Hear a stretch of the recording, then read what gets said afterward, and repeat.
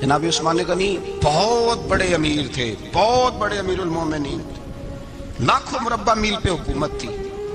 چند سو آدمیوں نے آ کے گھیر لیا عثمان غنی کے گھر کو، اور کربلا میں تو 3 دن پانی بند رہا ہے، حضرت عثمان غنی پہ 40 دن پانی بند رہا ہے، 40 دن۔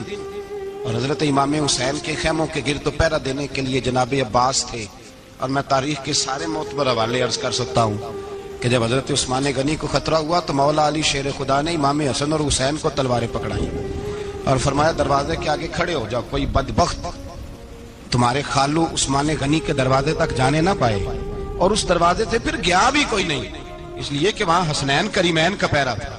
جو گیا بے ایمان تو پیچھے سے چڑھ کر کے گیا۔ حضرت عثمان غنی لاکھوں مربع میل کا حکمران، جہاں جس کے پاس چند ووٹ ہوں وہ دندناتا پھرتا ہے، جس کے پاس 4 باڈی گارڈ ہوں اس کی بات وہ کرتا ہے تو ہوا میں۔ حضرت عثمان غنی کے پاس ہزاروں کی فوج ہے، چند 100 لوگوں نے آپ کے گھر کو گھیر لیا، شہید کرنا چاہتے ہیں۔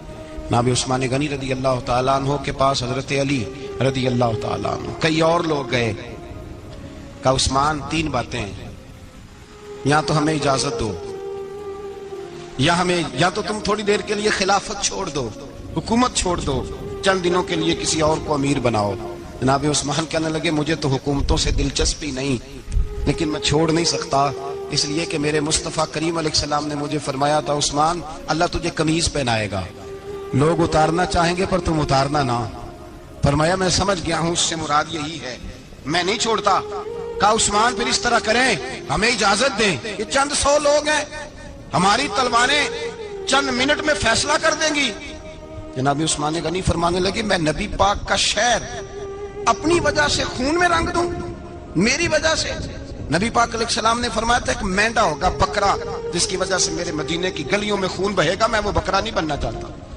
فرمایا میں نہیں چاہتا میری وجہ سے خون بہے اور حضور کے مدینے میں بدامنی ہو، عثمان کی جان جاتی ہے تو جائے، اور نبی پاک کے مدینے میں شور نہیں ہونا چاہیے۔ اے پائے نظر ہوش میں آ، یہ کوہ نبی ہے، آنکھوں سے بھی چلنا یہاں بے ادبی ہے۔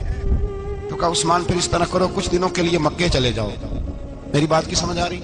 کچھ دنوں کے لیے مکے چلے جاؤ۔ تو جناب عثمان نے داڑھی پکڑ لی، کہنے لگے دیکھ رہے ہو ساری سفید ہو گئی ہے، میں نبی پاک کا شہر چھوڑ کے نہیں جانا چاہتا، میں رسول اللہ کے مدینے میں مرنا چاہتا ہوں، میں نہیں چھوڑوں گا حضور کا شہر۔ یہ انداز ہے جناب عثمان غنی۔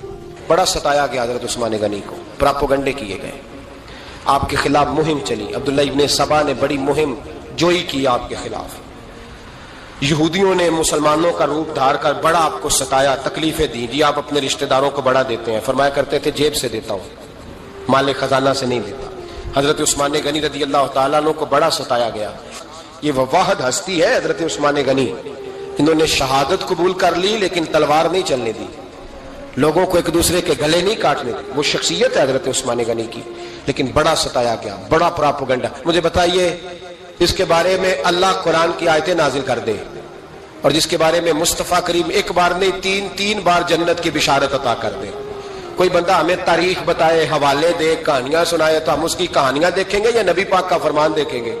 بولیں، جا کے بولیں، جا کے۔ کسی کہانی پر کبھی بھی کان، بس ایک حدیث میں نے بڑی دفعہ سنائی ہے، پھر سناتا ہوں، ترمذی میں ہے، نبی پاک جنازگاہ تک گئے جنازہ پڑھنے، یا رسول اللہ فلاں آدمی انتقال کر گیا، جنازگاہ تک تشریف لے